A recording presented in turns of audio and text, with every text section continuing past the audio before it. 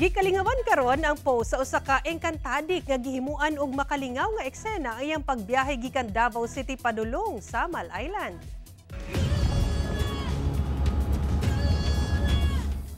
Kini ang makalingaw nga post sa uploader nga si Ralph Bryan nga taga Davao City dihang musakay na siya sa maong lantsa gikan Davao City padulong sa Samal Island niadtong Miyerkules sa gabi. Naghulat matud pa siya nga mudunggo ang maong lantsa dihang nakita niya ang color red, golden brown ug green nga mga suga niini. Kay certified engkantadik man, mao daw kini ang mga nawawalang brilyante ug mao daw de gagmay ang mga brilyante sa mga sangre kay anaa matud pa sa maong lantsa. Kulang na lang matud pa ang brilyante ng hangin. Kay ang red nga suga daw brilyante ng apoy, ang golden brown daw brilyante ng lupa, ug ang green daw brilyante ng tubig.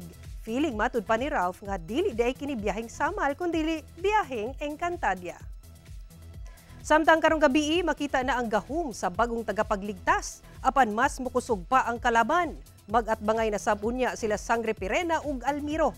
Gana ang atong atangan sa Encantadia Chronicles Sangre unyang alas 8 sa gabi sa GMA Prime pagkahuman sa 24 oras.